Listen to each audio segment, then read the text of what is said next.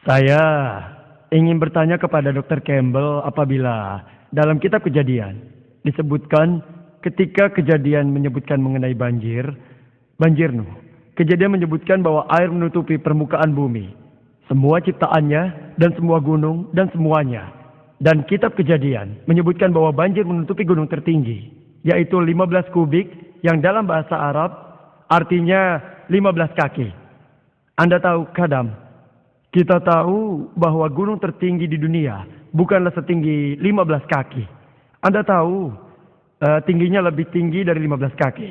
Jadi bagaimana mungkin dalam kitab Kejadian disebutkan bahwa air menutupi semuanya, tiap gunung di muka bumi, dan yang tertinggi hanya 15 kaki?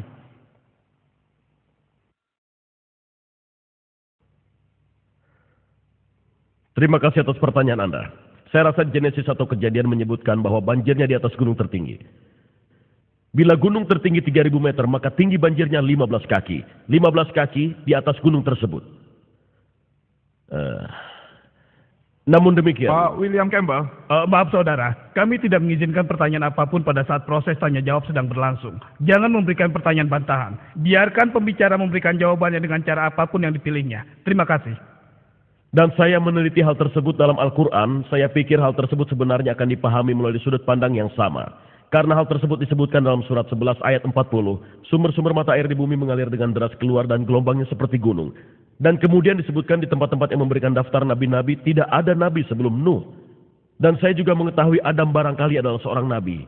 Namun, jadi tidak ada satupun tempat yang menyebutkannya. Dan ya, saya juga tahu hal tersebut juga disebutkan dalam Al-Quran bahwa seluruh dunia tertutupi air.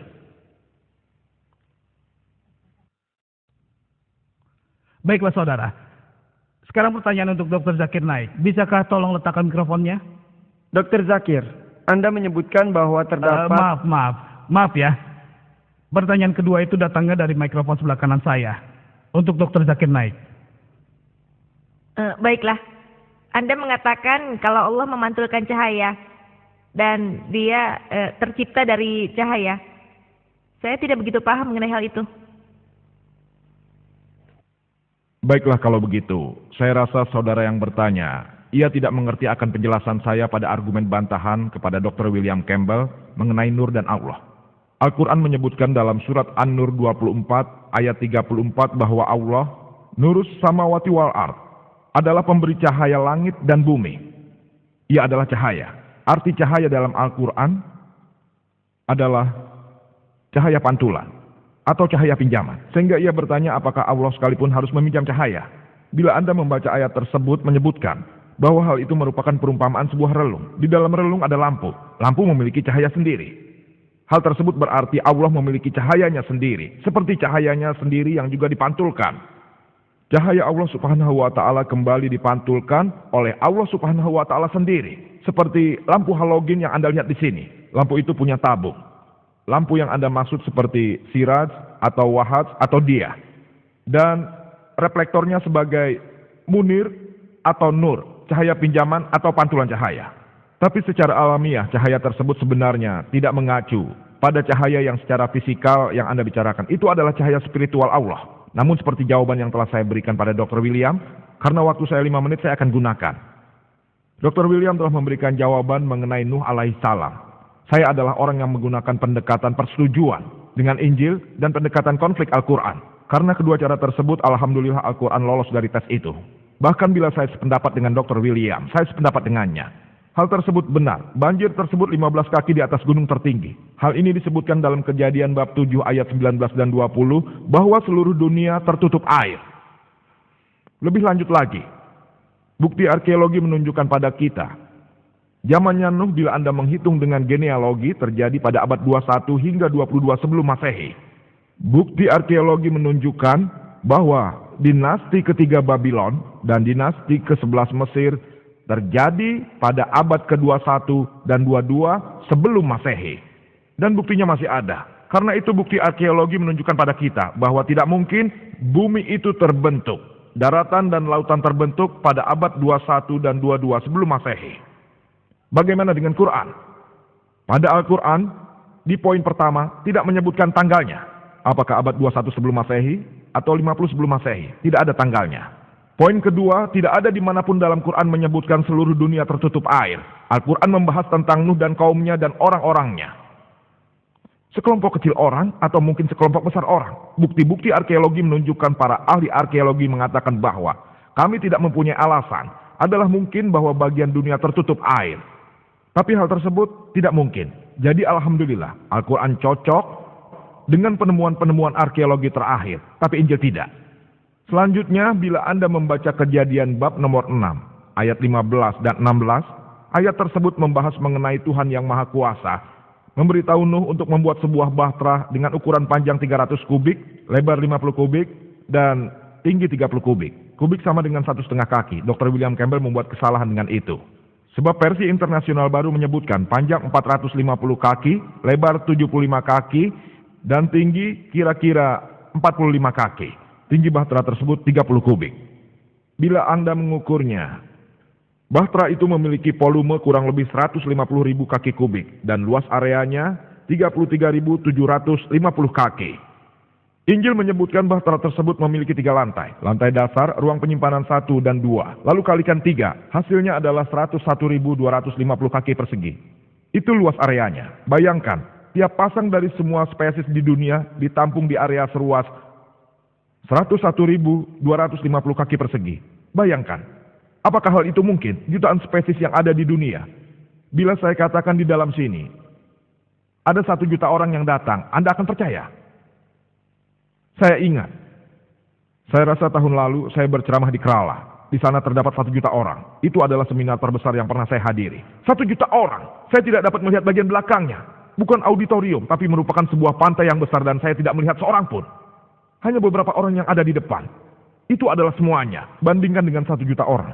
Bila Anda melihat rekaman, Anda bisa menyadari 1 juta orang. Agak mirip dengan Arafat. Anda bisa lihat 2,5 juta di Arafat. Dalam area yang luasnya 101.250 kaki persegi atau 150 kaki kubik. Hal itu tidak mungkin, saudara. Dan di sana mereka tinggal selama 40 hari. Makan dan buang air. Bila dikatakan 1 juta orang di tempat ini, apakah Anda akan percaya? Jadi secara ilmiah ada beberapa hal di mana terdapat kesalahan-kesalahan ilmiah yang jelas dalam Injil. Bisakah kita mendengarkan pertanyaan berikutnya untuk Dr. Campbell? Dari mic bagian belakang. Dr. Naik, Anda mengatakan... Tidak, maaf. Pertanyaan ini ditujukan pada Dr. Campbell. Anda harus menunggu Silakan dulu. bagi Anda yang ingin mengajukan pertanyaan untuk Dr. Campbell. Ya, saya ingin mengajukan pertanyaan ini, atau lebih tepatnya tes ini, kepada Dr. William Campbell. Mengapa Anda tidak mencoba tes falsifikasi pada Injil yang diberikan pada kitab Mark bab 16 ayat 17 dan 18 dan membuktikannya kepada para penonton di sini sekarang juga bahwa Anda seorang penganut Kristen yang taat?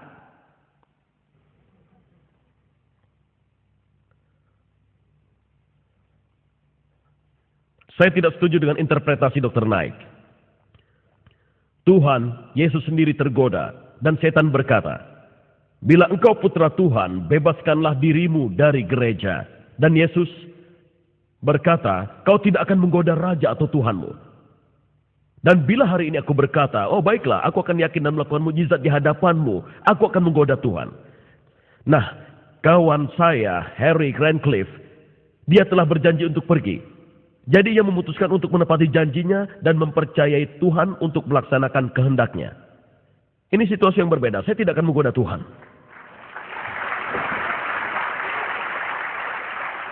Pertanyaan untuk Dr. Zakir Naik. Bisakah kita memperoleh pertanyaan dari seorang wanita? Ini ditujukan untuk Dr. Iya, Zakir. dari atau bagian Dr. belakang. Campbell. Anda yang di belakang punya pertanyaan untuk Dr. Zakir? Iya, Silakan. baiklah. Pertanyaan saya untuk Dr. Zakir Naik. Umat Kristen menjelaskan konsep Trinitas secara ilmiah dengan mencontohkannya pada air yang dapat mempunyai 3 wujud. Padat, cair, dan gas dalam bentuk es, air, dan uap. Mirip dengan hal tersebut, satu Tuhan adalah Tuhan Trian, Bapa, Putra, dan Roh Kudus. Apakah pernyataan ini benar secara ilmiah? Sebelum saya memberikan jawaban, kita tidak seharusnya menggoda Tuhan dan juga menguji Tuhan, karena kita di sini untuk menguji Anda. Tuhan berjanji bahwa orang yang percaya yang memiliki racun mematikan, ia tidak akan meninggal. Ia akan mampu berbicara dalam bahasa asing. Kita di sini tidak sedang menguji Tuhan, sebab kita tahu Tuhan itu benar. Ia akan melihat bahwa tiap orang yang beriman dapat bicara. Apakah Anda orang beriman atau tidak? Mengenai pertanyaan tadi, bahwa ada umat Kristen yang mengatakan bahwa secara ilmiah mereka dapat membuktikan konsep Trinitas. Sebagaimana air dapat mempunyai 3 wujud, padat, cair, dan gas. Seperti es, air, dan uap. Jadi mirip dengan hal itu. Kita tahu Tuhan dalam 3 bentuk. Bapa, Putra, dan Roh Kudus. Bagaimana menanggapinya? Apa hal ini secara ilmiah benar? Secara ilmiah saya sangat setuju bahwa air terdiri dari 3 bentuk. Padat, cair, dan gas. Es, air, dan uap. Namun, secara ilmiah kita tahu bahwa komponen air tetaplah sama. H2O, 2 atom hidrogen dan 1 atom oksigen. Komponennya tetap sama. Unsur pokoknya sama, hanya bentuknya saja yang berubah. Tapi itu tidak masalah. Mari kita lihat konsep Trinitas, yaitu Bapa, Putra, dan Roh Kudus. Bentuk, mereka mengatakan perubahan bentuk. Demi untuk perdebatan kami setuju. Apa komponennya berubah? Tuhan dan Roh Kudus terbentuk dari roh. Makhluk hidup terdiri dari daging dan tulang. Mereka tidak sama. Manusia membutuhkan makanan. Dan itu untuk bertahan hidup. Mereka tidak sama. Yesus telah memberikan kesaksian ini. Damai baginya. Ajaran Lukas, bab 24, ayat 36 sampai 39. Dia berkata, "Lihatlah tangan dan kakiku. Pegang dan lihatlah bagi roh yang tidak memiliki daging dan tulang." Dia memberikan tangannya dan mereka melihat. Kemudian mereka sangat gembira. Dan dia berkata, "Apakah kamu punya daging untuk kau makan?" Mereka memberikan ikan panggang dan selembar sarang madu. Dan dia pun makan. Untuk membuktikan apa? Ia terima ikan panggang dan selembar sarang madu itu. Dan dia pun makan. Untuk buktikan apa? Dia Tuhan? Atau dia bukan Tuhan? Dia makan. Karena terdiri dari daging dan tulang. Sedangkan roh tidak punya daging dan tulang. Ini membuktikan bahwa hal tersebut secara ilmiah tidaklah mungkin. Bahwa Bapa, Putra, dan Roh Kudus. Bapa, Putra, dan Roh Kudus itu adalah Tuhan yang Maha Kuasa. Jadi, jelaslah sudah. Konsep Trinitas tidak ada dalam Injil. Tapi konsep Trinitas itu ada dalam Al-Quran. Dikatakan dalam surat An-Nisa 4 ayat 171. Wala taqulu salasa. Jangan katakan Tuhan itu 3. Antahu khairul lakum. Berhentilah, itu lebih baik bagimu. Konsep Trinitas juga terdapat dalam surat Al-Maidah. Bab 5 ayat 73. Laqad kafarul ladzina qalu innallaha salisu salasa. Sesungguhnya kafirlah orang-orang yang mengatakan bahwasanya Allah salah satu dari yang 3. Yesus tidak pernah mengatakan bahwa dirinya adalah Tuhan. Konsep Trinitas tidak ada dalam Injil. Ayat yang paling dekat dengan konsep Trinitas adalah Yohanes 1 bab 5 ayat 7 yang menyatakan terdapat 3 yang memberi kesaksian, Bapa, Firman, dan Roh Kudus, dan ketiganya adalah 1. Tapi bila Anda membaca versi standar yang telah direvisi oleh 32 sarjana Kristen yang paling hebat, didukung oleh 50 golongan berbeda yang bekerja sama, mereka mengatakan bahwa dari Injil surat Yohanes 1 bab 5 ayat 7 adalah sebuah penambahan atau sisipan, gabungan dan buatan. Hal tersebut telah dikeluarkan dari Injil. Yesus tidak pernah mengklaim dirinya adalah Tuhan. Tidak ada satupun pernyataan yang tegas dan lengkap dalam Injil di mana Yesus berkata, "Akulah Tuhan," dan juga berkata, "Sembahlah aku." Juga ketika Anda membaca Injil, disebutkan dalam Yohanes bab 14 ayat 28, "Bapakku lebih besar dari aku."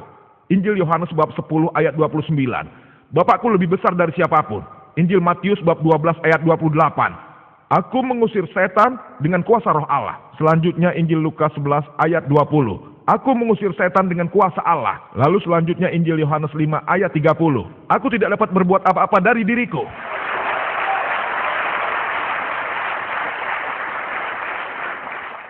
"Aku menghakimi sesuai yang kudengar dan penghakimanku adil. Sebab aku tidak menuruti kehendakku sendiri, melainkan kehendak Dia." Seseorang yang menyatakan hal itu berarti dia seorang Muslim.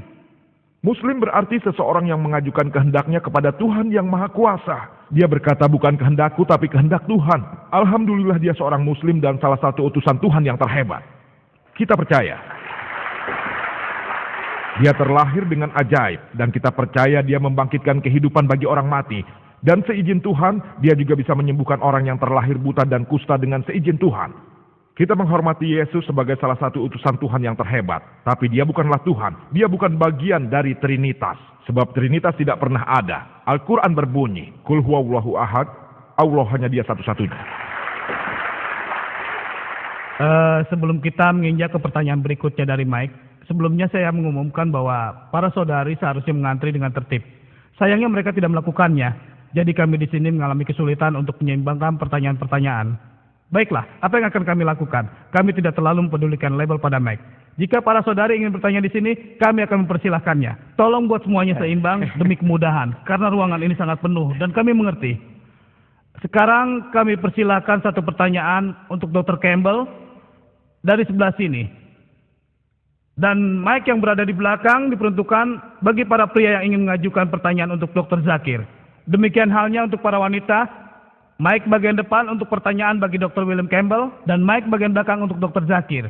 Ada pertanyaan untuk Dr. Zakir? Iya. Apakah Anda ingin bertanya untuk Dr. Campbell? di sebelah sana. Baiklah, saya pikir mereka telah mengambil posisinya masing-masing dan mengubah posisi organisator yang telah diberikan. Kami menghargainya karena penuhnya gedung ini. Pertanyaan berikutnya untuk Dr. Campbell dari mic ini. Terima kasih.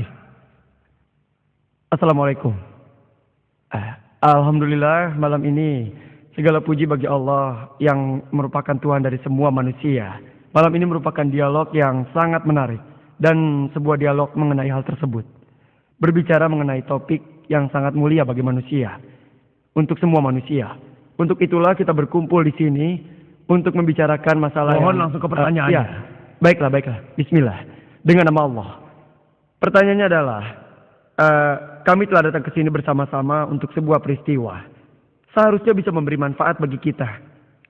Oleh karena itulah, saya bertanya pada Dr. Campbell sebagai seorang Kristen dan juga dengan rekan-rekan Anda. Apakah peristiwa ini telah menjalankan tugasnya untuk membuka cahaya yang samar-samar demi mengkaji lebih jauh tentang kebenaran Islam?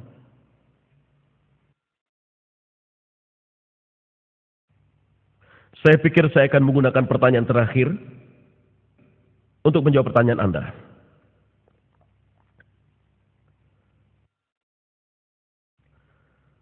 Dr. Naik mengatakan tak ada tempat di mana Yesus mengatakan bahwa dirinya adalah Tuhan. Dalam Markus bab 14:61, dia tidak menjawab. Dan kemudian pendeta bertanya kepadanya, apakah kamu Kristus? Kristus anak yang terpuji? Begitu? Dengan kata lain, apakah kamu Kristus anak Tuhan? Dan Yesus berkata, iya. Kemudian dia juga berkata, akulah anak Tuhan. Dan dia juga berkata, dia adalah Tuhan. Dan Injil juga secara jelas menyatakannya. Saya menyadari beliau telah mengutip ayat-ayat tersebut. Dia berkeinginan untuk mengutip. Dr. Naik berharap untuk mengutip di mana Yesus ada dalam bentuk manusia. Namun, ayat lain menyatakan, Yesus berkata, aku dan Bapa adalah satu. Juga dikatakan pada awalnya adalah firman. Dan firman tersebut berhubungan dengan Tuhan. Dan firman tersebut adalah Tuhan. Dan Tuhan terdiri atas daging dan tinggal bersama kita. Dalam pembaptisan Yesus, Bapa berbicara dan mengatakan, ini adalah anak tercintaku. Yesus ada di sana, dan Roh Kudus menurunkan Bapa, Putra dan Roh Kudus. Kami tidak membuat ini semua sendiri.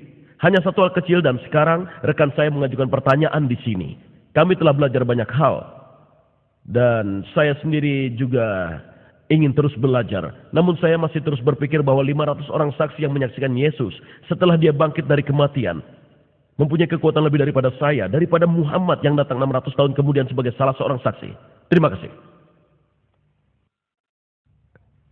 Kami persilakan satu pertanyaan untuk Dr. Zakir dari bagian belakang. Silakan saudari. Dr. Campbell pertama-tama mencoba mengemukakan fakta yang salah mengenai pandangan Al-Quran tentang alam semesta dan Anda menyangkal anggapan tersebut. Tapi tidak ditujukan apa yang Injil katakan mengenai bentuk bumi dan aspek yang lainnya. Saudari menanyakan pertanyaan yang tidak saya tujukan. Mengenai apa yang Injil katakan tentang bentuk bumi, karena berkurangnya waktu, saya dapat menunjukkan 100 poin lain berkaitan dengan berkurangnya waktu. Namun demikian, saudari ingin mengetahui apa yang Injil katakan tentang bentuk bumi. Hal ini disebutkan dalam Injil Matius bab 4 ayat 8 yang mengatakan, referensi yang sama digunakan Dr. Campbell sesuatu yang menarik. Iblis mengambilnya yaitu Yesus Kristus menuju gunung yang sangat tinggi dan menunjukkan padanya semua kerajaan di dunia dan kemegahannya. Injil Lukas bab 4 ayat 5. Iblis membawanya ke gunung yang tinggi dan menunjukkan padanya keagungan dari seluruh kerajaan di dunia. Sekarang, walaupun Anda pergi ke gunung yang tertinggi sekalipun, Mount Everest, dan seandainya Anda memiliki penglihatan yang baik dan dapat melihat sejauh ribuan mil, tapi Anda tidak dapat melihat semua kerajaan yang ada di dunia. Karena sekarang ini kita tahu bahwa bumi itu bulat. Anda tidak dapat melihat semua kerajaan yang terdapat di sisi dunia sebaliknya, kecuali bumi itu datar. Hal inilah yang dikatakan Injil bahwa bumi itu adalah datar. Penjelasan yang sama diulangi dalam kitab Daniel bab 4 ayat 10 dan juga 11. Yang menyatakan dalam sebuah mimpi, pohon yang tumbuh ke surga, tanaman itu tumbuh amat banyak. Sehingga setiap orang yang ada di penjuru bumi dapat melihat pohon tersebut. Hal ini mungkin bila bumi berbentuk datar. Jika pohonnya tinggi sekali dan bentuk bumi datar, itu baru mungkin. Sekarang ini adalah sesuatu fakta yang universal bahwa bumi berbentuk bola. Anda tidak dapat melihat pohon walaupun pohon itu tinggi. Dari sisi sebaliknya, dari bumi yang berbentuk bulat. Lebih jauh, jika Anda baca disebutkan dalam kitab Tawarik 1, bab 16, ayat 30, bahwa bumi tidak bergerak. Hal itu juga disebutkan dalam kitab Mazmur 93 ayat 1, bahwa Tuhan yang Maha Kuasa telah menstabilkan bumi, yang berarti bahwa bumi tidak bergerak. Dalam versi internasional baru dikatakan bahwa Tuhan telah membangun dan menghentikan pergerakan bumi sebagaimana dahulu. 1 menit. Tinggal 1 menit atau 1 menit lagi? Tinggal 1 menit. Saya pikir saya disuruh menunggu 1 menit. Berkenaan dengan Dr. William Campbell, beliau mengatakan bahwa Yesus Kristus berkata dalam Injil di beberapa tempat bahwa dia Tuhan. Anda bisa melihat pada kaset video saya, konsep Tuhan dan agama-agama umum yang memberikan semua referensi dan jawabannya. Saya akan memberi referensi dari apa yang beliau kutip, aku dan Bapakku adalah satu, yang berasal dari Yohanes bab 10 ayat 30. Dan pada awalnya adalah firman tersebut dari Yohanes bab 1 ayat 1. Anda lihat konteksnya dan Anda akan mengetahui bahwa Yesus Kristus tidak pernah mengklaim dirinya adalah Tuhan. Anda dapat mengambil kaset saya yang tersedia di serambi luar. Dalam kemiripan antara Islam dan Kristen yang memberikan uraian bahwa Yesus tidak pernah mengklaim dirinya Tuhan. Pertanyaan berikutnya dari saudari wanita yang ada di depan untuk Dr. William Campbell. Anda menyebutkan sebuah tes di mana pemegang kepercayaan yang teguh dapat meminum racun dan dapat bertahan karena kepercayaannya. Bagaimana dengan Rasputin yang keracunan sianida yang membunuh 16 orang dan ketika racun itu tidak membunuhnya? Dia meninggal karena kehilangan darah. Dia bukanlah pemeluk Kristen yang teguh. Bagaimana Anda menjelaskannya? Karena hanya seorang Kristen yang baik yang dapat meminum racun dan dapat bertahan hidup. Ya, saya tidak merasa harus menjelaskan itu semua. Yang saya maksud adalah jika Rasputin adalah bukan seorang Kristen, apa yang terjadi padanya tidak memiliki dasar atas apa yang terjadi dalam Injil. Saya telah mengatakan sebelumnya bahwa Yesus, Tuhan tidak bermaksud agar kita mengantri di sini dan mulai mengambil racun dan melihat. Tolong lebih fokus pada Mike. Maaf. Ini bukanlah suatu cara untuk mengetes Tuhan. Hal itu diberikan karena Tuhan mengatakan bahwa hal inilah yang akan terjadi. Contohnya adalah Paul. Dia pergi ketika terdampar, kemudian saya pikir itu creep. Tapi saya berpikir tentang tempat yang salah dalam pikiran saya. Dan dia mendarat. Dan kemudian dia membuang kayu dalam api. Dan kemudian seekor ular menggigitnya. Tidak terjadi apa-apa pada dirinya. Tapi saat itu dia tidak berniat untuk mengetes Tuhan. Dia mencoba untuk membuang kayu ke dalam api. Hal itu situasi yang berbeda. Jawaban Anda tidak sesuai dengan pertanyaan yang kulontarkan. Mohon tidak berkomentar. Pertanyaan berikutnya dari belakang untuk Dr. Zakir Naik. Maaf sebentar. Silakan. Saya hanya ingin mengatakan tentang lingkaran bumi. Dalam Yesaya bab 40 ayat 22 dikatakan bahwa dia Tuhan duduk bertahta di atas lingkaran bumi. Baiklah saudara. Pertanyaan untuk Dr. Zakir Naik. Dr. Zakir, Anda mengatakan bahwa tidak ada kesalahan dalam Al-Quran. Saya melihat ada lebih dari 20 kesalahan dalam tata bahasa Arab. Dan saya akan mengatakan kepada Anda beberapa di antaranya.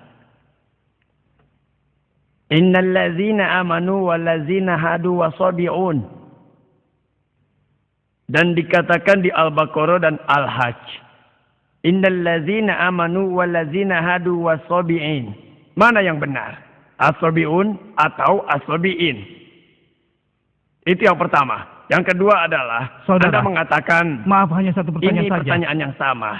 Dia mengatakan dalam surat Taha ayat 63. Inna hazani lasahiron. Kesalahan. Inna hazaini lasahiron. Dapatkah Anda menjelaskannya? Dan Saudara, banyak kami lagi hanya kesalahan mengizinkan yang ada Anda di untuk situ. pertanyaan pertama. Untuk pertanyaan kedua tidak dapat kami izinkan, karena kami telah sepakat bahwa hanya ada satu pertanyaan dalam satu kali kesempatan. Baik. Pertanyaan saudara sangat bagus. Saya akan urut dan saya setuju dia telah menyebutkan 20 masalah grammar. Dan buku yang dia rujuk adalah Dr. Abdul Fadi. Benar kan? Apakah Al-Quran itu sempurna? Saya dapat melihatnya. Ya, alhamdulillah penglihatan saya baik.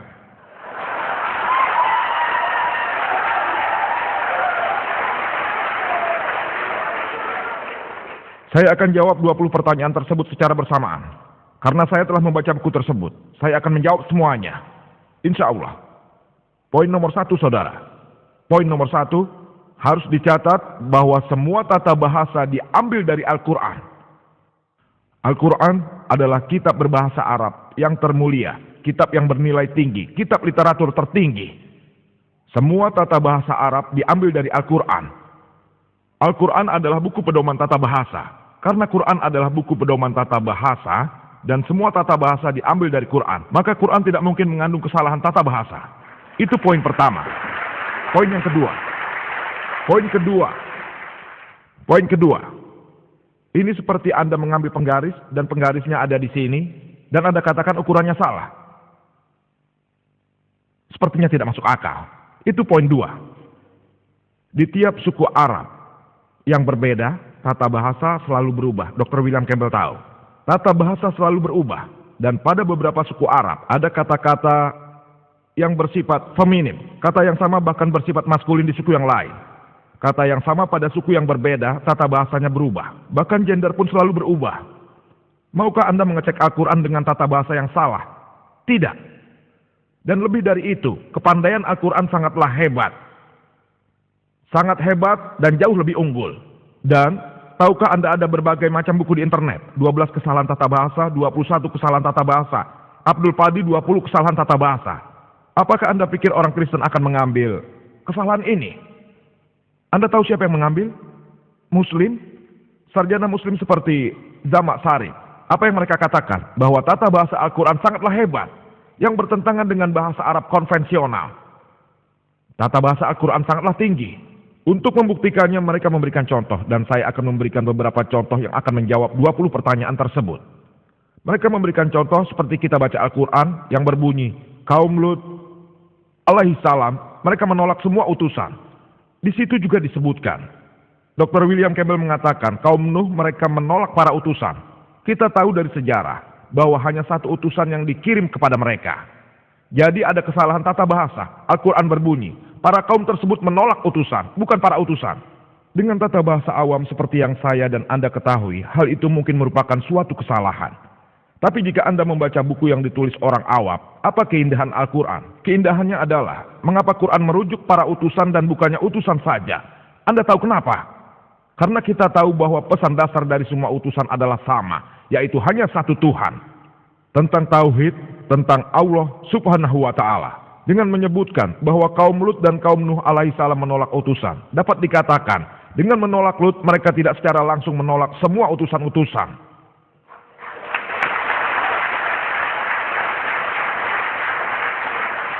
Lihatlah keindahannya. Alhamdulillah. Anda mungkin berpikir ini suatu kesalahan. Ini bukan suatu kesalahan. Orang seperti Anisoros mengatakan bahwa Al-Quran berbunyi, kun fayakun, be and it is. Seharusnya kun fakana, be and it was.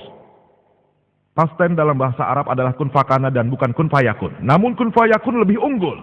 Dikatakan bahwa Allah, it was, it is, and can do. Past, present, and future. Terima kasih Dr. Zakir. Silakan pertanyaan yang berikutnya dari saudara yang ada di depan untuk Dr. William Campbell. Dr. Campbell, ini adalah pertanyaan yang tulus untuk mempelajari sedikit tentang Kristen. Saya ingin bertanya tentang bahwa kependetaan Yesus hanya selama 3 tahun setelah dia dibaptis oleh Yohanes Sang Pembaptis. Jadi Yesus adalah orang yang terkuat kedua setelah Tuhan. Dia putra Tuhan. Apa peranan Yesus dari mulai awal kehidupannya? Awal pertama sampai 27 atau 28 tahun. Apa peranan terpentingnya? Ini, maaf Dr. Campbell, ini bukanlah topik yang kita bahas malam ini. Kita telah sepakat untuk tidak membicarakannya. Silakan selanjutnya. Pada awal presentasinya, Dr. Campbell menyebutkan tentang Zulkarnain dari surat ke-18 dalam Al-Quran yang dikatakan gua. Dan beliau menyebutkan bahwa Zulkarnain adalah Alexander Agung. Bisa Anda buktikan pada saya bagaimana Anda sampai pada kesimpulan itu? Saya hanya membacanya dalam komentar Yusuf Ali, tapi dengan mengabaikan apakah itu adalah Alexander Agung atau siapapun. Matahari tidaklah tersusun dalam kesuraman, rawa, dan itulah yang dikatakan ayat tersebut. Saya harap Anda dapat memahaminya. Ya saudari, silakan pertanyaan untuk Dr. Zakir. Saya tidak tahu persis ayatnya, tapi Injil mengatakan ketika Yunus selama 3 hari 3 malam berada di dalam perut ikan. Juga seorang anak manusia yang selama 3 hari 3 malam berada di rahim bumi. Apakah Yesus damai baginya secara ilmiah mengabulkan tanda-tanda dari Yunus? Yang saudari maksudkan adalah ayat dari Injil Matius 12 ayat 38 dan 40. Ketika orang bertanya pada Yesus, tunjukkan padaku sesuatu tanda, tunjukkan padaku suatu keajaiban. Yesus berkata, angkatan yang jahat dan tidak setia ini menuntut suatu tanda, tapi kepada mereka tidak akan diberikan selain tanda Nabi Yunus. Sebab seperti Yunus tinggal di dalam perut ikan 3 hari 3 malam, demikian juga anak manusia akan tinggal dalam rahim bumi 3 hari 3 malam. Lalu Yesus berkata, meletakkan semua telur-telurnya dalam sebuah keranjang. Dan jika Anda mengikuti tanda Yunus, kitab Yunus kurang dari 2 halaman, dan sebagian besar dari kita tahu. Jika Anda analisa bahwa Yunus selama 3 hari 3 malam. Tapi Yesus yang kita tahu dari Injil bahwa dia ditempatkan pada sebuah salib. Penyalipan yang dinyatakan.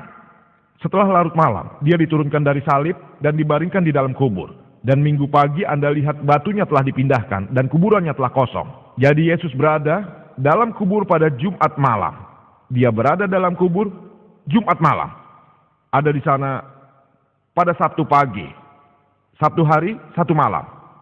Dia berada di sana 1 malam. 2 malam 1 hari. Sekali lagi saya jelaskan 2 malam 1 hari dan bukan 3 hari 3 malam. Tapi 2 malam 1 hari. Bukan 3 hari 3 malam. Dr. Campbell memberikan jawaban dalam bukunya. Sebagian dari 1 hari dapat dihitung sebagai 1 hari. Jika pasien datang pada saya, siapa yang sakit pada Sabtu malam, pada Minggu pagi, jika saya tanya sudah berapa lama sakit, dia akan berkata 3 hari. Saya setuju dengan Anda dengan pendekatan secara indeks. Anda mengatakan sebagian dari 1 hari dapat dikatakan 1 hari. Jadi Sabtu malam merupakan sebagian dari 1 hari. Minggu sebagian dari 1 hari. 1 hari penuh. 1 hari penuh tidak masalah. Jika pasien berkata 3 hari, saya tidak keberatan. Tapi tidak ada pasien yang mengatakan 3 hari 3 malam. Alhamdulillah, saya sudah bertemu dengan berbagai macam pasien. Termasuk misionaris Kristen yang memberitahu saya yang sakit di malam hari sehari sebelum kemarin mengatakan bahwa saya sudah sakit di sini selama 3 hari 3 malam. Jadi Yesus Kristus tidak mengatakan 3 hari. Yesus Kristus mengatakan 3 hari 3 malam. Ini merupakan kesalahan matematik. Secara ilmiah Yesus tidak membuktikan. Lebih dari itu, ramalan mengatakan sebagai Yunus juga sebagai anak manusia. Bagaimana mungkin Yunus ada di dalam perut ikan paus, dalam perut ikan. Mati atau hidup? Hidup, ketika dia terbuang keluar, dia tetap hidup. Dalam perut seekor paus, dia mengelilingi samudra. Mati atau hidup? Hidup, dia dibuang ke pantai, mati atau hidup? Hidup, hidup, hidup, dan hidup. Hidup, hidup, hidup, hidup, hidup, hidup. Ketika saya tanya kaum Kristen, bagaimana Yesus Kristus yang ada di dalam kubur atau makam? Mati atau hidup? Mereka katakan mati. Hidup. Hidup? Alhamdulillah. Apakah dia Kristen? Jika dia hidup, alhamdulillah dia tidak disalib. Jika dia meninggal, maka dia tidak mengabulkan tanda. Anda dapat melihat pada kaset video saya. Saya telah membuktikan bahwa Yesus Kristus tidak disalib. Seperti yang ada dalam Al-Quran surat An-Nisa surat keempat ayat 157. Wa ma qataluhu wa ma sholabuhu. Mereka tidak membunuh dan menyalibnya, tapi orang yang diserupakan dengan Isa. Terima kasih Dr. Nick. Silakan pertanyaan untuk Dr. William Campbell. Anda seorang dokter, dapatkah Anda menjelaskan aspek kesehatan yang beraneka ragam yang ada dalam Injil karena Anda belum menjawab pertanyaan tersebut dalam bantahan Anda? Misalnya darah digunakan sebagai desinfektan, air yang pahit untuk mengetes perjinahan, dan yang penting adalah seorang wanita dalam keadaan kotor selama 2 periode ketika dia melahirkan anak perempuan jika dibandingkan dengan melahirkan anak laki-laki.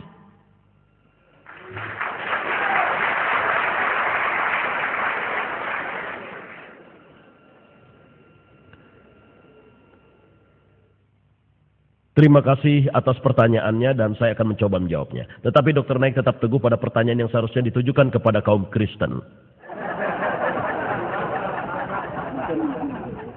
Dikatakan bahwa pada hari berikutnya ketika dikatakan bahwa itu adalah satu, setelah persiapan itu, ketua pendeta dan para priests berkumpul bersama dengan pilot dan berkatalah mereka, Tuan, kami ingat bahwa dia masih hidup, dia telah mengatakannya. Setelah 3 hari aku akan bangkit kembali, oleh karena itu berilah air pada batu nisan, agar kokoh sampai 3 hari. Maka mereka menggunakan kata-kata tersebut yang dapat ditukar. Sejauh saya memperhatikan masalah ini setelah hari ketiga, sama dengan yang terjadi dengan Yesus di dalam makam. Hal lain yaitu kebangkitannya, ada satu hal lain. Ketika Yesus ditangkap, yaitu pada saat Kamis malam, Mohon tenang, jangan seperti ini. Mohon sabar. Kamis setelah ketika dia ditangkap, dia berkata, waktuku telah tiba. Lalu kemudian saya menghitung bahwa ada 3 hari 3 malam. Dan sekarang, Anda bertanya pada saya tentang di mana letak pernyataan ini dalam Injil. Saya percaya bahwa Injil ditulis oleh Tuhan. Dan saya sangat percaya bahwa semua ini sudah dijelaskan oleh Tuhan yang ada di dalam kitab Injil.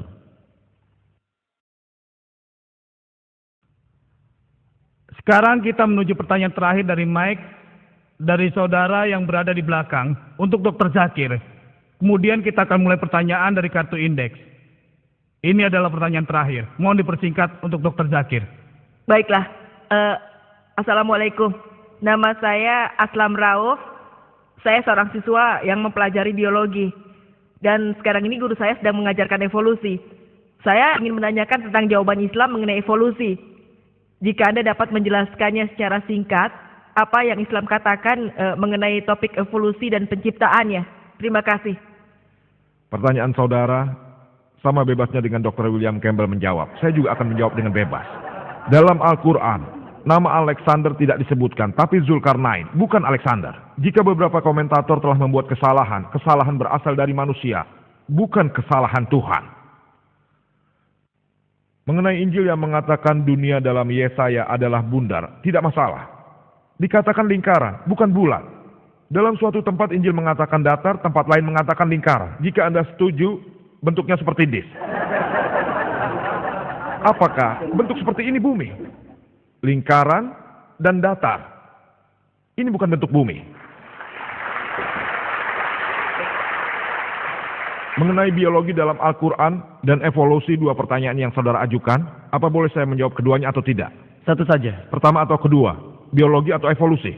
Mungkin evolusi lebih baik. Anda yang memilih atau dia yang memilih? Karena dia telah menanyakan tentang evolusi. 2 pertanyaan, biologi dulu baru evolusi. Boleh beri saya waktu 10 menit? Hanya 5 menit, terserah Anda. Baiklah, saya setuju dengan ketua diskusi. Saya akan menjawab tentang evolusi. Jawaban pastinya Anda dapat lihat dalam video saya Al-Quran dan Ilmu Pengetahuan Modern. Menyinggung evolusi, Anda mulai dari teori Darwin. Darwin pergi berlayar dengan HMH Beagle menuju ke suatu pulau yang diberi nama Kalatropis, dan dia melihat patukan burung pada suatu lubang. Berdasarkan pengamatan bahwa paruh burung menjadi panjang dan pendek, dia kemukakan tentang seleksi alam. Tapi dia menulis surat pada temannya Thomas Thomson pada abad ke-19. Dia berkata, aku tidak punya bukti untuk menjelaskan seleksi alamku. Tapi karena hal itu telah membantuku dalam mengklasifikasi embriologi, organ yang belum sempurna, maka aku mencetuskannya. Teori Darwin sama sekali bukanlah suatu fakta. Itu hanyalah sebuah teori. Dan saya telah membuatnya sangat jelas pada awal pembicaraan. Quran bisa saja bertentangan dengan teori. Teori sifatnya putar balik, tapi Quran tidak akan bertentangan dengan kenyataan. Di sekolah, kita diajarkan teori Darwin seolah itu merupakan fakta, padahal bukan. Tidak ada bukti ilmiah. Ada mata rantai yang hilang. Oleh karena itu, bila seseorang harus mencemooh kawannya, koleganya, dia akan mengatakan, jika kamu hidup pada era Darwin, teori Darwin akan telah dibuktikan kebenarannya. Suatu sindiran, dia seperti kerah. Ada mata rantai yang hilang dalam teori Darwin. Saya telah mengetahui 4 fosil yang ada, yaitu hominoid atau Lucy, Orthalopetian, dengan petunjuknya Homunclutus, Neanderthal, dan Cro-Magnon. Untuk lebih jelasnya, lihat video kaset saya. Dengan biologi molekuler menurut Francis Crick, sangatlah tidak mungkin bila berevolusi dengan kerah. Kode DNA, itu mustahil. Lihatlah kaset video saya, di sana diberikan detailnya. Sebagian saya tidak keberatan mengenai biologi. Al-Quran mengatakan dalam surat Al-Anbiya ayat 30, berbunyi, "Waja'alna minal ma'i kulla shay'in hayy, afala yu'minun?" Kami telah menciptakan makhluk hidup dari air. Apakah kamu tidak percaya? Kita tahu bahwa setiap makhluk hidup, substansi dasarnya, sel mengandung sitoplasma. 90%-nya terdiri dari unsur air. Setiap makhluk hidup di dunia mempunyai hampir 50-90% unsur air. Bayangkan, di daerah gurun di Arab, siapa yang dapat bayangkan bahwa semuanya terbuat dari air? Al-Quran berbunyi 1400 tahun lalu di sebuah padang. Waktunya habis, dokter. Terima kasih. Terima kasih.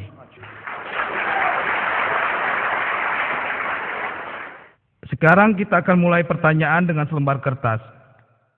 Kami akan memberikan kotak ini kepada Dr. William Campbell dan juga Dr. Zakir Naik. Kami akan menukar kotaknya sesuai dengan nama mereka sendiri, sehingga mereka tidak melihatnya. Mereka akan mengambil pertanyaan, melihat dari kotaknya, dan akan menjawabnya. Apapun yang mereka pilih, mereka akan menjawab. Pertanyaan pertama untuk Dr. William Campbell. Dan pertanyaan berikutnya untuk Dr. Zakir Naik. Mereka dapat mengambil pertanyaan tersebut sebelumnya. Jadi kita tidak akan menghabiskan waktu dalam membaca pertanyaan. Kita mulai dengan satu pertanyaan. Dan kami persilahkan Dr. William untuk membaca beberapa saat. Saya akan membacakan pertanyaannya, tapi sebelumnya saya akan menyinggung tentang segala sesuatu yang terbuat dari air. Hal itu sangatlah jelas, setiap Anda menepuk serangga, ia terbuat dari air. Setiap yang hidup terbuat dari air, tapi hal tersebut memanglah suatu yang kelihatan, bukan suatu keajaiban. Baiklah, Dr. Campbell. Jika Anda tidak dapat menjawab pertentangan dalam kitab Kejadian mengenai penciptaan, tidakkah menurut Anda hal tersebut membuktikan bahwa Injil tidak ilmiah dan oleh karena itu bukan berasal dari Tuhan? Saya akui saya memang mempunyai masalah dengan hal ini, tapi saya punya ramalan yang terkabul. Dan hal ini sangatlah penting bagi saya. Dikatakan bahwa Yesus adalah dasar dan dibangun di atas dia dibangun di atas dasar kerasulan dan nabi, dan juga nabi yang diramalkan, serta rasul yang ditulis ketika Tuhan mengabulkan ramalan itu. Saya tahu, ini tidak dapat menjawab pertanyaan Anda. Tapi dalam kepercayaan saya dalam Kristen, sebagai juru selamat saya. Baiklah, terima kasih. Silakan, Dr. Naik. Teks dan terjemahan adalah dua kata yang berbeda, memberikan dua arti dalam Injil, dalam bahasa Inggris, sebuah teks atau terjemahan. Secara ilmiah tidak dapat dibuktikan bahwa teks dan terjemahan adalah satu kesatuan dan sebuah kesamaan. Apakah Tuhan menyampaikan wahyunya kepada Musa dan Yesus dalam bahasa Inggris? Suatu pertanyaan menarik. Apakah sebuah teks dan terjemahan itu sama? Tidak. Teks dan terjemahan sama sekali tidak sama. Dan menurut Maulana Abdul Majid Daryabadi, kitab yang paling sulit diterjemahkan di seluruh dunia adalah Al-Quran. Karena bahasa dalam Al-Quran sangatlah mengesankan, sangat tinggi dan mulia. Kata dalam bahasa Arab mempunyai beberapa arti. Oleh karena itu, untuk menerjemahkan Quran adalah sesuatu yang sangat sulit. Hal itu tidak sama. Jika salah terjemahan, hal tersebut adalah suatu kesalahan manusia. Orang yang menerjemahkannya, dialah yang harus disalahkan, bukan Tuhan. Mengenai apakah Injil disampaikan dalam bahasa Inggris? Tidak. Injil tidak disampaikan dalam bahasa Inggris. Perjanjian lama dalam bahasa Yahudi, perjanjian baru dalam bahasa Yunani. Walaupun Yesus berbicara dalam bahasa Yahudi, namun manuskrip yang asli yang Anda semua punya dalam bahasa Yunani. Perjanjian lama dalam bahasa Yahudi yang asli tidak ada. Terjemahan bahasa Yahudi perjanjian lama berasal dari bahasa Yunani. Walaupun kitab perjanjian lama yang asli dalam bahasa Yahudi tidak terdapat dalam bahasa Yahudi, jadi Anda punya dua masalah. Tidak heran Anda menemui kesalahan tulisan. Tapi Al-Quran, alhamdulillah, bahasa Arab yang asli tetap dipertahankan. Alhamdulillah. Secara ilmiah hal itu sama. Dan mengenai apakah wahyu yang disampaikan kepada Yesus Kristus damai baginya dan Musa damai baginya, saya katakan dalam jawaban saya bahwa kita percaya dalam Al-Quran, dalam surat Al-Ra'd, surat 13 ayat 38, bahwa Allah Subhanahu wa Ta'ala telah menurunkan beberapa wahyu. Hanya 4 nama yang disebutkan. Taurat, Zabur, Injil, dan Al-Quran. Taurat adalah wahyu yang diturunkan kepada Musa damai baginya. Dan Zabur adalah wahyu yang diturunkan kepada Nabi Daud damai baginya. Injil adalah wahyu yang diturunkan kepada Yesus damai baginya. Dan Al-Quran adalah wahyu terakhir yang diturunkan kepada penerima wahyu terakhir Nabi Muhammad damai baginya. Waktunya, Dr. Tapi Naik. Injil Terima kasih sekarang banyak. bukanlah Injil yang dulu yang kita percayai disampaikan oleh Yesus. Terima kasih. Dr. Campbell.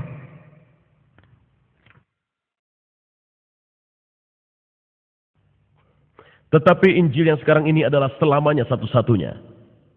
Kita punya teks 75% berasal dari 180 AD atau setelah Masehi, yaitu 100 tahun setelah Yohanes menulis. Dia hidup dan menulis. Anda lihat, orang yang hidup pada masa itu, siapa yang tahu? Siapa yang dipercaya oleh kakek dan neneknya melalui Yohanes? Ini adalah merupakan satu bukti dan teks yang baik. Injil adalah sejarah yang valid. Sekarang pertanyaannya adalah, dengan kemungkinan yang Anda presentasikan, hal tersebut merupakan perhitungan yang sangat hebat. Tapi dalam permasalahan Tuhan, hal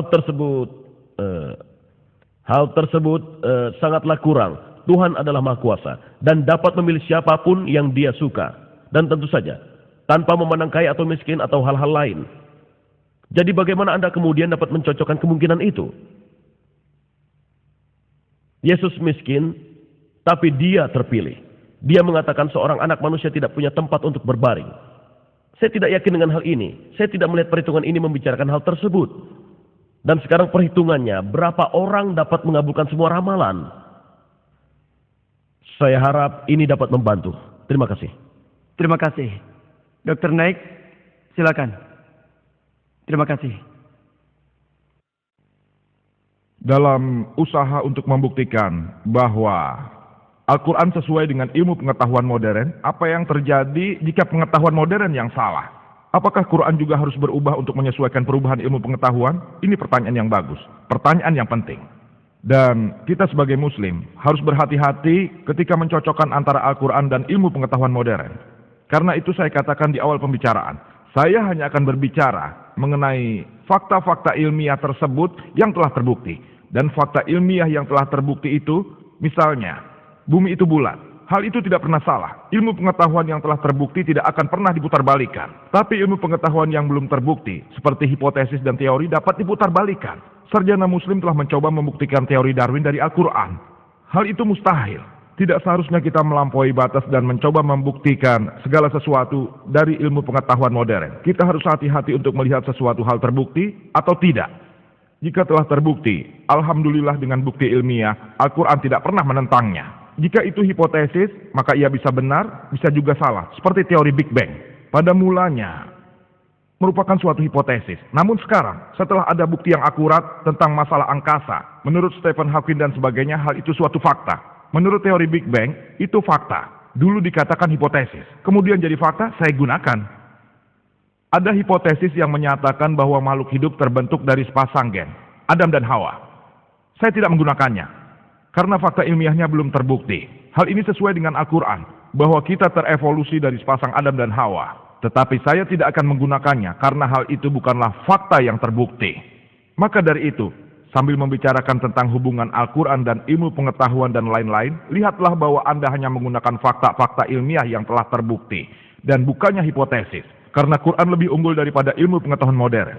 Saya tidak mencoba membuktikan bahwa Al-Quran merupakan firman Tuhan dengan bantuan ilmu pengetahuan. Tidak sama sekali. Apa yang saya coba lakukan, bagi kita muslim, Al-Quran adalah pedoman yang pokok. Bagi ateis dan non-muslim, mungkin ilmu pengetahuan merupakan pedoman pokok. Sekarang ini saya menggunakan ukuran tersebut. Pedoman orang ateis dibandingkan dengan orang-orang muslim Al-Quran. Saya tidak sedang mencoba membuktikan bahwa Al-Quran merupakan firman Tuhan dengan bantuan ilmu pengetahuan. Apa yang coba saya lakukan ketika saya membawa kesesuaian dan saya menunjukkan keunggulan Al-Quran. Al-Quran telah memberitahu kami 1400 tahun yang lalu. Saya mencoba untuk membuktikan bahwa pedoman kita, pedoman orang Islam, Al-Quran, jauh lebih unggul daripada ilmu pengetahuan milik Anda. Itu jawabannya. Terima kasih Dr. Naik. Silakan Dr. Campbell. Ini yang terakhir. Maaf, 2 pertanyaan terakhir untuk pembicara. Kami akan meminta para hadirin untuk bertahan di sini beberapa menit lagi. Kita punya pertanyaan terakhir untuk Dr. Campbell dan diikuti dengan pertanyaan terakhir untuk Dr. Zakir. Kami akan meminta Anda untuk menunggu hingga akhir.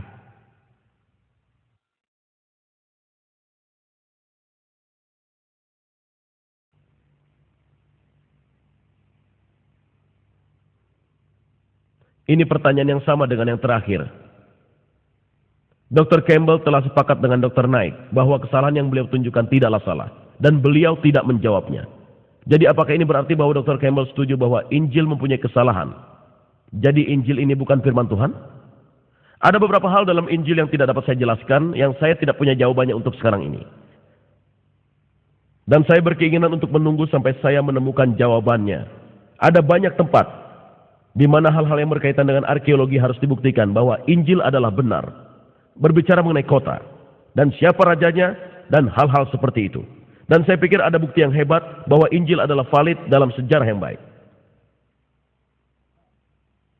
Terima kasih Dr. Campbell. Pertanyaannya adalah, apakah ada pertentangan matematis dalam Injil? Lalu, apa ini? Injil atau Islam? Maaf, apakah ada pertentangan matematis dalam Islam? Apakah ada lagi? Apa itu Injil atau Islam? Saya tidak tahu. Saya akan jawab itu pasti Injil. Karena saya bicara pertentangan. Mengenai Islam, dalam Quran surat An-Nisa surat keempat ayat 82. Afala yatadabbaruna al-Quran walau kana min indi ghairillah lawajadu fihi ikhtilafan katsira. Apakah mereka tidak memperhatikan Al-Quran? Kalau kiranya Quran bukan berasal dari sisi Allah, tentu mereka dapat pertentangan yang banyak di dalamnya. Mengenai banyak pertentangan dalam Injil, 5 menit tidak cukup. Walaupun mereka memberi 5 hari, itu sulit. Saya akan menyebutkannya sedikit. Disebutkan dalam Raja-Raja 2 bab 8 ayat 26. Bunyinya bahwa Ahazia, dia berumur 22 tahun ketika menjadi raja. Tawarik 2 bab 2 ayat 2 mengatakan dia berumur 42 tahun pada waktu ia menjadi raja. 22 tahun atau 42 tahun. Pertentangan matematis. Lebih jauh lagi, dalam Tawarik 2 bab 21 ayat 20 dikatakan Yoram, ayah Ahazia, dia berumur 32 tahun pada waktu ia menjadi raja dan 8 tahun. Ia memerintah di Yerusalem. Ia meninggal pada umur 40. Tiba-tiba Ahazia menjadi raja berikutnya pada umur 42 tahun. Ayahnya meninggal pada usia 40. Bagaimana mungkin seorang anak berusia 2 tahun lebih tua daripada ayahnya? Percayalah, walaupun itu di film-film Hollywood, cerita itu sulit untuk dibuat.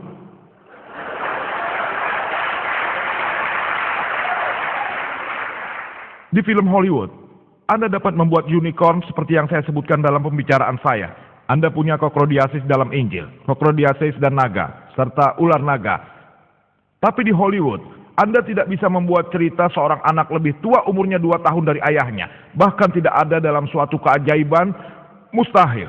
Dalam dunia keajaiban, Anda tidak akan pernah menemui seorang anak yang umurnya 2 tahun lebih tua dari ayahnya sendiri.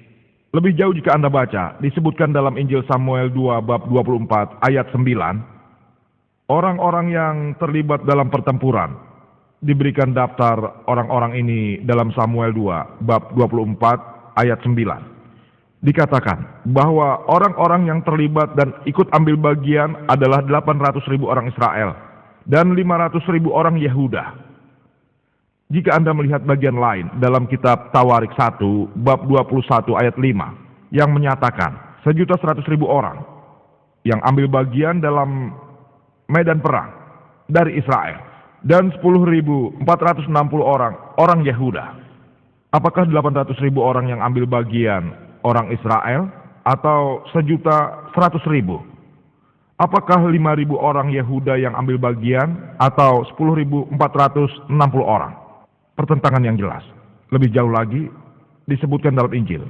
Dalam Samuel 2 bab 6 ayat 23 bahwa Misal binti Saul tidak punya anak laki-laki. Samuel 2 bab 21 ayat 8. Misal binti Saul punya 5 anak laki-laki. Satu tempat menyatakan tidak ada anak, tak ada anak laki-laki maupun anak perempuan. Sedangkan tempat lain menyatakan 5 anak laki-laki. Lebih jauh lagi jika Anda baca dalam Injil Matius bab 1 ayat 16 yang menyatakan silsilah Yesus seperti halnya Lukas bab 3 ayat 23 menyatakan bahwa ayah Yesus yaitu Yusuf, ayahnya adalah Yakub. Matius bab 1 ayat 16 dan Lukas bab 3 ayat 23. Ayah Yesus adalah Yusuf, ayahnya adalah Haili. Apakah ayah Yesus Yusuf punya 2 orang ayah? Bagaimana Anda menyebutkan orang yang punya 2 ayah? Apakah Haili atau Yakub? Pertentangan yang jelas. Terima kasih Dr. Lee.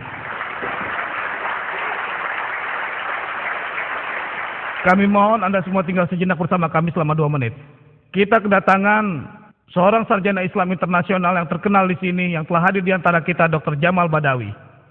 Dan atas nama Badan Penelitian Islam, merupakan suatu kehormatan bagi kami kalau beliau berkenan melantik atau meresmikan buku yang baru saja ditulis oleh Dr. Zakir Naik, The Quran and Modern Science, Compatible or Incompatible. Kepada Dr. Jamal Badawi, kami persilakan untuk meresmikan buku yang baru saja diterbitkan dan dicetak beberapa hari yang lalu dan dirilis di sini di Chicago dalam sebuah peristiwa yang tepat. Tidak ada Gunakan yang lebih berharga daripada mempersilahkan Dr. Zakir sebagai bentuk persahabatan untuk menyerahkannya pada Dr. Campbell.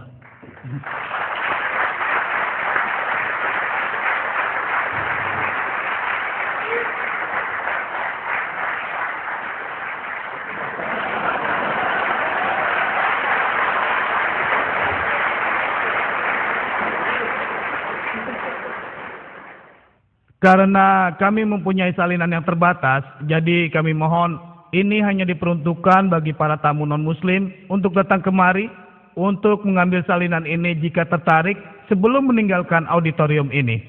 Ini merupakan suatu kehormatan. Perkenankanlah saya memanggil Dr. Sabil Ahmed untuk mengucapkan terima kasih. Atas nama Persaudaraan Islam Amerika Utara IKNA, saya sangat berterima kasih atas kesabaran Anda dan para tamu yang terhormat yang memberikan penampilannya yang terbaik bagi kita semua yang ada di sini.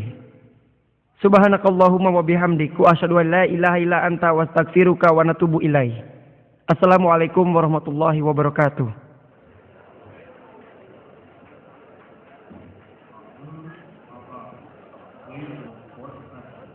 Once again, Mahmoud Allah, please report to the box.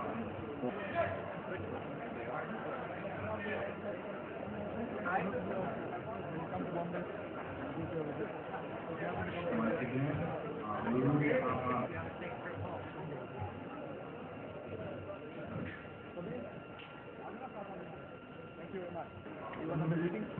I know.